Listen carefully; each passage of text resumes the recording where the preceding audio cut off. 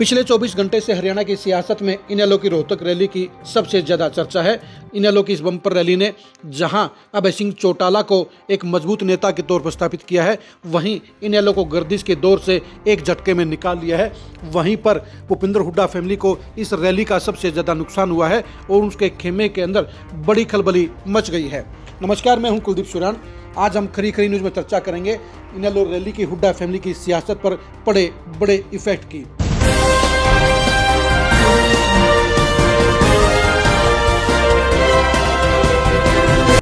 पिछले 20 साल से रोहतक की पॉलिटिक्स के अंदर भूपेंद्र हुड्डा परिवार की तूती बोली है। मुख्यमंत्री बनने के बाद हुड्डा फैमिली इस इलाके में सुपर पावर हो गई है। पुराने रोहतक यानी रोहतक झज्जर और सोनीपत में भूपेंद्र हुड्डा वीटो पावर का इस्तेमाल करते रहे। भूपेंद्र हुड्डा के लिए 2 बार झटके जरूर आए हैं। पहला झटका 2019 में तब आया जब भूपेंद्र हुड्डा और दीपेंद्र हुड्डा दोनों रोहतक और सोनीपत से चुनाव हार गए थे, और दूसरा झटका 2024 में जब आया जब विधानसभा चुनाव में सोनीपत जिले की 6 में से 5 सीटों पर भूपेंद्र हुड्डा के प्रत्याशी हार गए। लेकिन अब भूपेंद्र हुड्डा के लिए यह तीसरा झटका इनेलो की रोहतक रैली ने देने का काम किया है, क्योंकि इस रैली में जिस तरह से पुराना रोहतक जिला एक बड़े रिस्पॉन्स के साथ इनेलो के साथ जुड़ा है, जिस तरह से भारी संख्या में इनेलो की ज्वाइनिंग हुई है, उससे भूपेंद्र हुड्डा खेमा हिल गया है। और सबसे ज़्यादा चर्चा, सबसे ज़्यादा अगर कोई पर इफेक्ट पड़ा है तो वो भूपेंद्र हुड्डा फैमिली की पॉलिटिक्स पर पड़ा है, क्योंकि हुड्डा फैमिली को इस बात का जरा भी अंदाजा नहीं था कि भूपेंद्र हुड्डा के मुकाबले में अभय चौटाला रोहतक में आकर मजबूत होंगे। 15-20 दिन पहले इस रैली को लेकर हुड्डा फैमिली पूरी तरह से लाइट मूड में थी, क्योंकि उनको लगता था कि उनके इलाके के अंदर जहां चौधरी देवीलाल के पैर उखड़ गए थे, वहीं पर ओम प्रकाश चौटाला कभी बड़ी पावर नहीं बन पाए, वो हुड्डा को शिकस्त नहीं दे पाए। ऐसे में नीचे के पायदान पर खड़ी हुई 2 विधायकों वाली इनेलो उनका क्या बिगाड़ सकती है। उनको ये लगता था कि इनेलो एक नॉर्मल सी रैली कर पाएगी। उन्हें इस बात का एहसास बिल्कुल भी नहीं था कि इनेलो इस बार रोहतक के अंदर नया रिकॉर्ड बनाने का काम करेगी, नया माहौल पैदा करने का काम करेगी, और उनके वोट बैंक के साथ साथ उनके वर्करों की फौज में भी सेंध लगाने का काम करेगी। पिछले 20 दिन में रोहतक में जो बड़ी उथल पुथल हुई है, जो सोनीपत के अंदर बड़ी उथल पुथल हुई है, जो झज्जर के अंदर बड़ी मूवमेंट हुई है, वो हुड्डा फैमिली के लिए बेहद चुभने वाली बात थी, क्योंकि हुड्डा फैमिली अपने इस गढ़ को लेकर आश्वस्त था कि उनका कोई कुछ बिगाड़ नहीं सकता है। और इस गढ़ के बलबूते पर ही भूपेंद्र हुड्डा पिछले 3 चुनाव से सुपर पावर के तौर पर काम कर रहे थे। लेकिन इस बार जब कांग्रेस की सरकार नहीं बनी और हुड्डा फैमिली का सबसे बड़ा चांस फेल हो गया, तो अब हुड्डा के लिए अपने ही इलाके में मोह भंग होने लगा है। उनसे लोग दूर जाने लगे हैं, और जो लोग अपने आप को अपेक्षित महसूस कर रहे थे, साइडलाइन महसूस कर रहे थे, और जिन पॉलिटिकल बी ग्रेड के नेताओं की इच्छाएं पूरी नहीं हो रही थी, वो अब पाला बदलने की सोचने लगे हैं। और यही वजह रही कि इनेलो की इस रैली को पुराने रोहतक जिले में जबरदस्त रिस्पॉन्स मिला। पहले आप खुद ही देखिए कि रोहतक रैली में कल भीड़ का क्या नजारा रहा।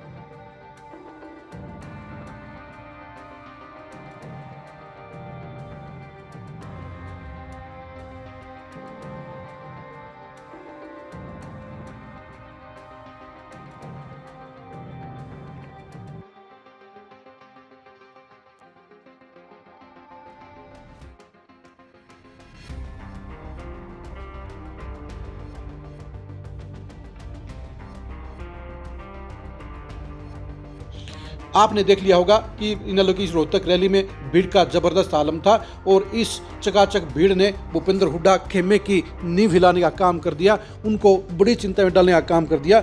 लेकिन उससे भी बड़ी बात यह रही कि पुराने रोहतक के तीनों ही जिलों यानी रोहतक, सोनीपत और झज्जर से इस रैली में स्थानीय लोगों ने भारी संख्या में शिरकत की। हजारों की संख्या में लोग पुराने रोहतक से इस इनेलो की रैली में आए। आप खुद ही देखिए कि किस तरह से पुराने रोहतक से बड़े जोश के साथ लोग इस रैली में शामिल हुए हैं।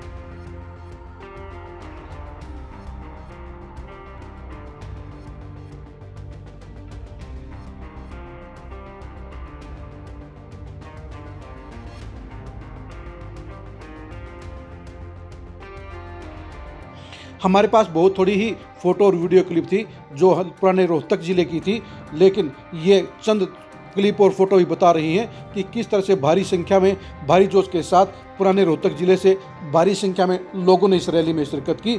और हुड्डा फैमिली के लिए सबसे बड़ी चिंता की बात यही है कि सोनीपत तो 2024 के चुनाव में ही खिसक गया था, लेकिन अब जिस तरह से रोहतक और झज्जर के अंदर भी लोग धड़ाधड़ कांग्रेस को छोड़ रहे हैं, हुड्डा फैमिली को छोड़ रहे हैं और इनेलो को ज्वाइन कर रहे हैं, उसके चलते उनकी सियासत के ऊपर खतरा मंडराने के हालात पैदा हो गए हैं।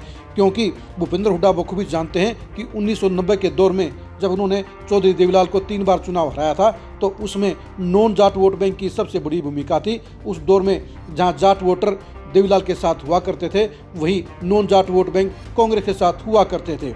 ये भी सारी दुनिया जानती है कि भूपेंद्र हुड्डा को 3 में से 2 जीत चौधरी बंसीलाल की मेहरबानी से मिली थी और तीसरी जीत वो जरूर देवीलाल के प्रति नेगेटिव माहौल में जीते थे।